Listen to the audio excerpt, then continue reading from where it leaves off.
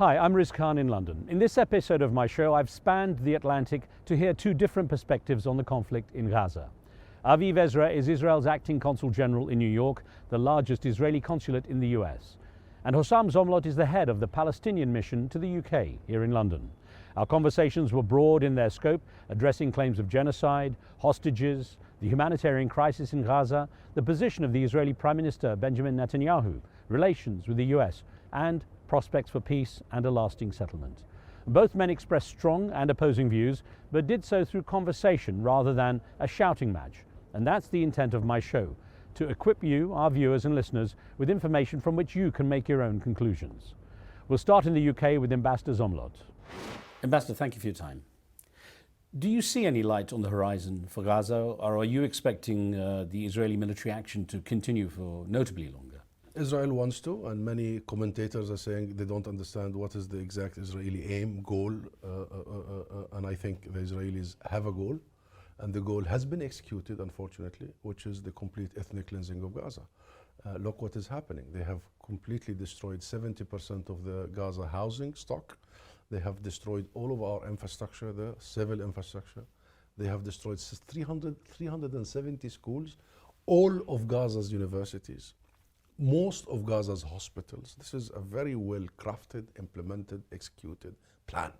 A plan to make Gaza lifeless, unlivable, and to push people, displace people to the south, waiting for a moment for that mass expulsion they have done 75 years ago, the Nakba. Israel has a plan, and the world is watching, and everybody is wondering what they're doing. They're doing what they want to do. When you ask Israeli representatives, their answer is that their goal is to defeat Hamas totally, and also to get the release of their hostages, the Israelis held there.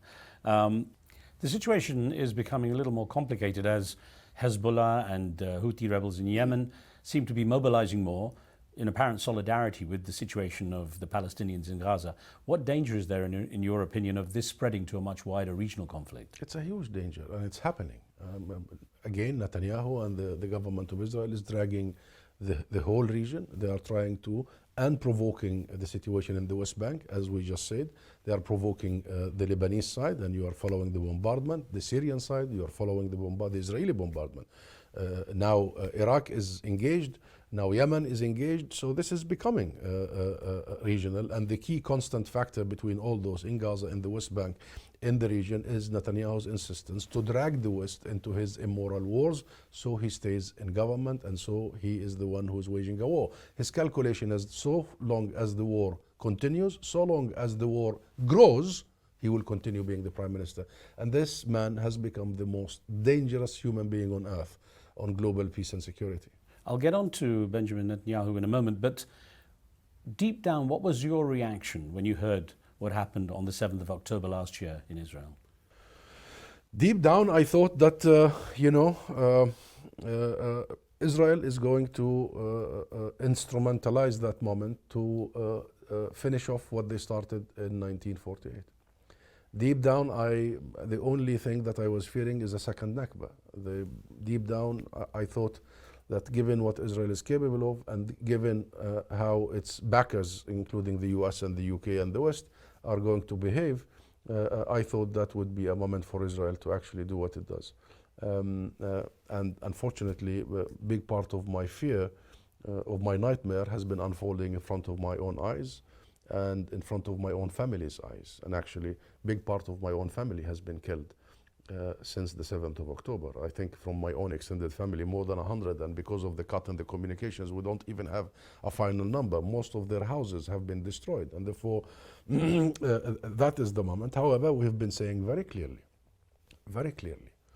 that Israel has no right to self-defense so far as it is an occupation. Occupiers do not have the right to self-defense. Occupiers oppress.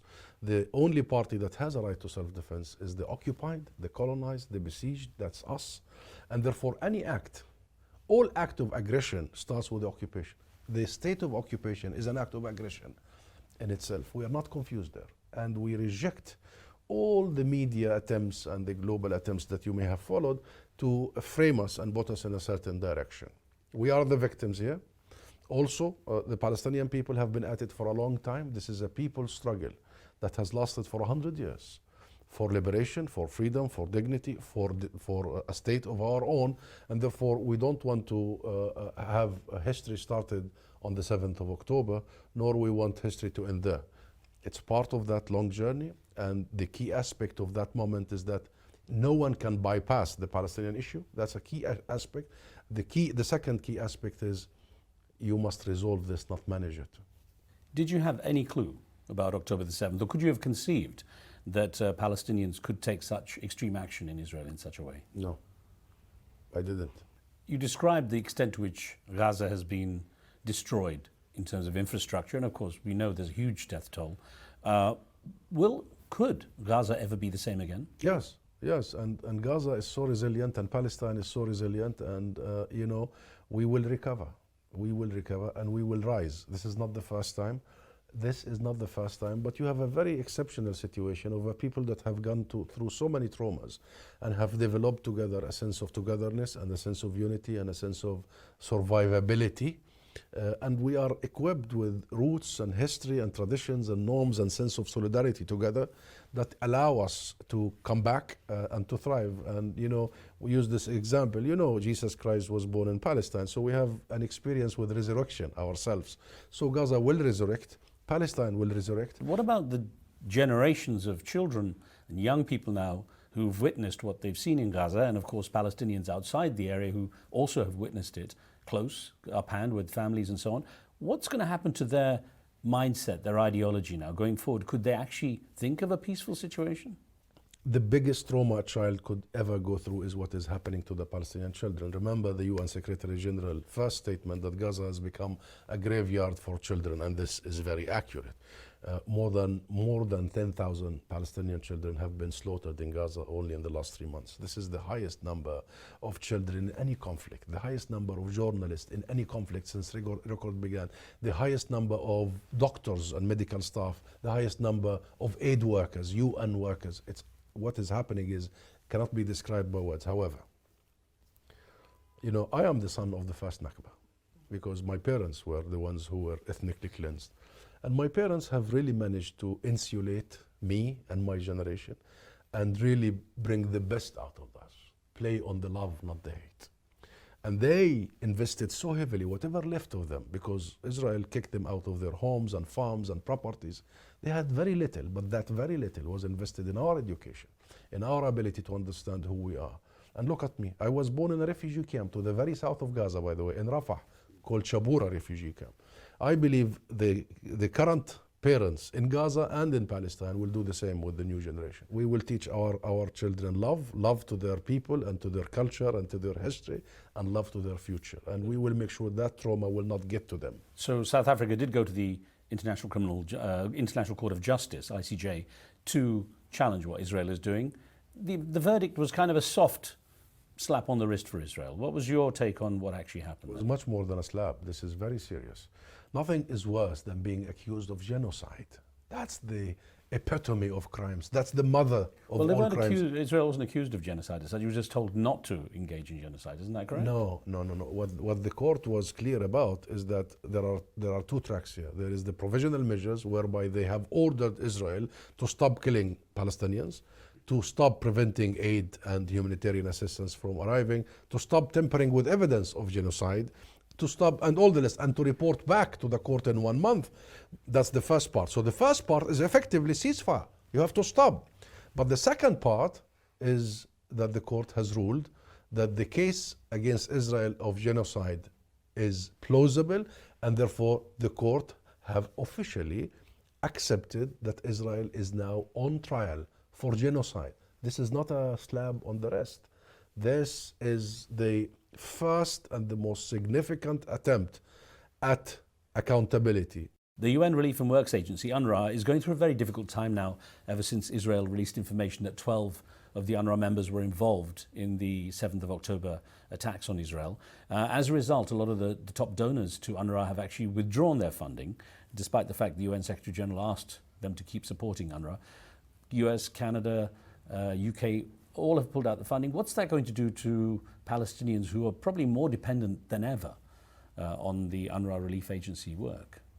There couldn't be anything worse than that very counterproductive decision by a few countries, Western countries, to suspend funding to UNRWA at this point in time. UNRWA is a lifeline for millions of Palestinian refugees. So for some governments to suspend based on allegations of few individuals, and still the UN is investigating these allegations and engage in collective punishment of an organization that is a UN organization that has 30,000 employees because of a handful.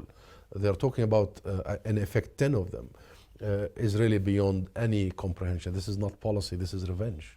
And it's also in light of Israel's insistence and work for years to demolish this organization, because some Israeli officials claim that UNRWA perpetuates the right of return. Well, UNRWA does not perpetuate the right of return. And let me say something. I was educated by UNRWA. I was going to say, you were actually born in an a UNRWA-run camp, yeah. I was educated by UNRWA, provided for by UNRWA. UNRWA gave Palestinian children and gave Palestinian people a very good path to life and to the future. So cutting that is actually playing in the hands of extremism, playing in the hands of the unknown for the future, playing in the hands of your question earlier, what will happen to these children. This is a very ill-advised decision, and I call through your program for these governments to immediately reconsider such a decision. Ambassador, I also know you don't like the idea of a two-state solution. Explain that logic. Because it gives the impression that there are no states and then we need to create two states. There is already a state existing, that is Israel, and that state is occupying another state that is existing but in the UN and in the recognition of the international community and in our rights. So it's a situation of ending occupation of one state to the other state. That's the actual conversation. And also it gives the image of some sort of parity and some sort of symmetry. The two-state solution. Another term, a process. I mean, this has become really a term that no Palestinian like, because it means the buying of time and the throwing of the can down the road. And the as in peace process. Yeah, peace processes. It has become more about the process than it is about peace. So the two-state solution misses the point that there is an occupier and an occupied. So what is the alternative? Ending occupation, that's the term. But what sort of state do you see for the Palestinian people then? You will see a very prosperous state, and you will see a state that will be able to provide for its people and also be a bridge between East and West, as once we were. You have a special society, one of the most educated in the world. You know very well, Riz, wherever Palestinians go, they help build other countries. I think, wherever I go, I meet Palestinian genius professors here in the UK, in the US when I was ambassador. You will be amazed. You will be amazed the level of professionalism, education. Palestine has one of the highest PhD per capita graduates worldwide. Some 20 years ago, I think it was the highest in per capita basis. This is a nation that is capable to govern itself. This is a nation that is capable to build itself.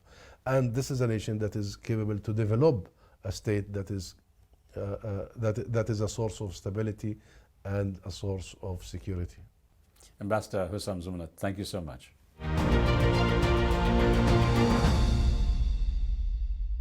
Hello, I'm Riz Khan in London. In part one of the show, I spoke with Hussam Zumlot, the head of the Palestinian mission to the UK. In part two, we'll hear the views of Israel's acting Consul General, Aviv Ezra, in New York. Our conversation was recorded before the International Court of Justice made its provisional ruling on South Africa's claim that Israel is committing genocide against Palestinians in Gaza and the demand for an immediate ceasefire. The Israeli Prime Minister Benjamin Netanyahu dismissed the accusation as outrageous and said Israel would continue to defend itself while acting under international law. The ICJ called on Israel to do everything in its power to prevent acts of genocide and to allow humanitarian aid into the enclave, but did not demand an immediate ceasefire. The judges also called for the release of all Israeli hostages taken by Hamas on October the 7th. The court in The Hague has no power to enforce its rulings. Consul General, thank you very much for the time. Thank you so much for having me. Everyone knows that Israel has a very special relationship with the USA, but seeing what's been going on and the tensions that have occurred, you yourself specialized, since you joined the Ministry of Foreign Affairs in Israel in 1999, you specialized in US-Israel relations. At what stage is it now? Is that special relationship cracking in any way? The partnership between Israel and the United States is a core pillar of Israel's defense strategy. So the fact that the United States is a strategic partner of Israel is one of our pillars of our security. And as you mentioned correctly, I've been dealing with this. I'm a career diplomat. I've been doing this for almost 25 years with a specific focus on the U.S.-Israel bilateral relationship. I would say proud even and grateful, Israel is, that the United States, since October 7th, specifically from day one, stood firmly behind Israel on the fact that Israel has the right to defend itself, but also the duty to defend itself. You've seen President Biden not only talk the talk, but rather walk the walk. You've seen the deployment of U.S. Air Force carriers and groups to the region, day 2, day 3. You have seen the support of the UN Security Council. You have seen the support within the United States. You have seen the ongoing consultation between Israel and the United States. And I think, by the way, I traveled to Washington, D.C. There was a rally that happened in Washington, D.C. with more than 300,000 supporters of Israel, but that was not what really struck me. What really struck me is that on the stage, you had the Speaker of the House of Representatives, Speaker Johnson, next to Hakeem Jeffries, the minority leader of the House, next to Senator Schumer, the majority leader of the Senate, and the Republican leadership. All four of them that don't agree on anything stood firm together in support of Israel. Everyone expected this campaign by Israel in Gaza to be much quicker. And as it's protracted, there seems to be more protests by the public in America against the pictures they're seeing coming out of Gaza. We're seeing even President Biden pulling away a little bit. So I'm wondering if that stress is starting to show in the relationship. Well, first of all, the length of the military campaign, which of course the goals are A, to bring back our hostages, and we could talk about that further in a second, and B, to make sure that we are eradicating the threat against Israel, is a lengthy one because we are doing our best to do two things. One, to make sure that our forces are not in harm's way, but most importantly, we want to make sure that innocent civilians are not hurt. So yes, it's a lengthy campaign. We're not, God forbid, carpet bombing. That could end in 2 minutes. That's not the issue. It's very long because we are focused on making sure that we're not. But you're right. It has an effect coming back from many friends of ours that on the one hand allow us the time to do it correctly in a manner that will minimize the casualties, but on the other hand, the understanding that there's a clock ticking. There are people that are suffering in Israel, there are people suffering in the Gaza Strip, and we need to make sure that we minimize as much as possible. Are you surprised it's gone on this long? It seems Hamas is quite resilient. I would say Hamas surprised us in many manners. Of course, surprised us on October 7th, but also surprised us in how much ammunition they gathered, in their tunnel systems. We were expecting less than 50% of what they had. They had like 2 times, maybe 3 times of what we had. They're very smart, and we should not underestimate this enemy. And I would say more than that, maybe you'll touch upon it down the road in the interview, but Hamas is just a proxy. It's just a proxy of additional threats around Israel, including in the northern part of Israel vis-a-vis Hezbollah, including in the southern part, vis-a-vis the Houthis that are, of course, threatening the shipping lines, and of course the militias in Iraq and in Syria, and all of these strings are attached back to Tehran. And we need to zoom out and not only focus on the immediate, but also on the important. And the important issue is that there is a force that has been for years destabilizing the region and manufacturing these proxies, arming them, budgeting them, and creating a huge threat on the stabilization of the world. So, Consul General, doesn't that basically negate or contradict this idea of wiping out Hamas? If there is a puppet master, and as you say it's Iran that's pulling the strings, wiping out Hamas doesn't really end the problem. And is it actually possible to take out Hamas altogether? I mean, it's so integrated into the people there. It's become part of the society. So I think it's a very good point. The answer to that question is that Hamas is not the only problem. Hamas is the symptom that we see at the end of the day. And if we, for many years, have kicked the can down the road and saying, look, Hamas, they will maybe come around and they will progress as a third millennium governing force. We know that this is not the case. The same thing goes with Hezbollah in the north, and the same thing goes specifically to Iran and Tehran.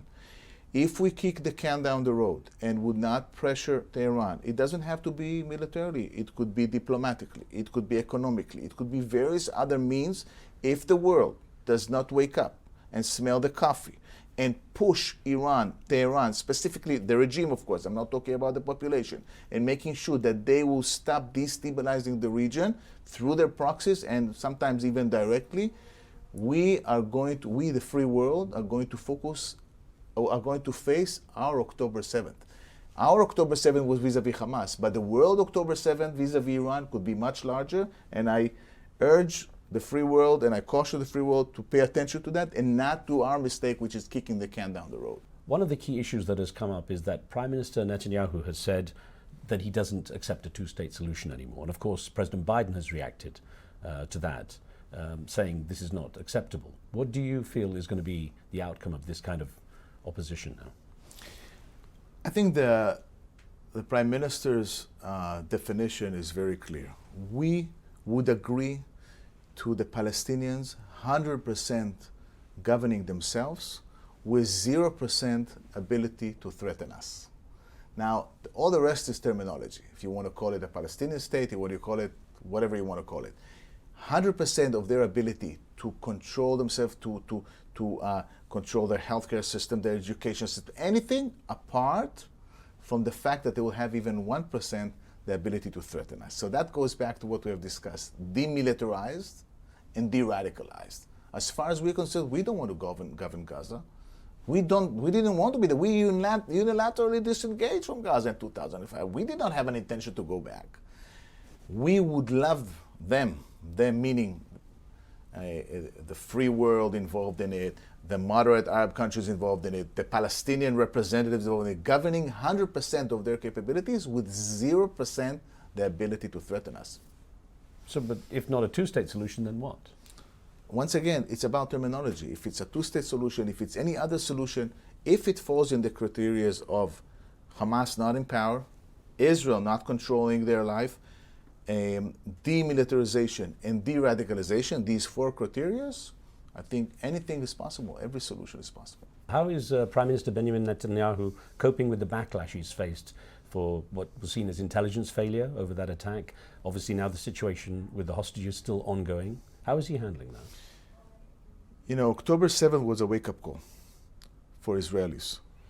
We were thinking that we had it all going in terms of intelligence, that we knew what things that are happening. We had a certain strategy of trying to develop a relationship to enhance economic development, economic incentives. And maybe we were somewhat kicking the can down the road in terms of the threat that was evolving on the other side. But October 7th was a wake-up call. We cannot put it under the rug. There was an intelligence failure. There was an operational failure. There was a response time failure. This is pretty clear to everybody, including the Prime Minister. But what's amazing is that this is not the first time that it happened. 50 years to the date, you remember, and your viewers will sure remember, 1973 Yom Kippur War, which we had a similar kind of a challenge.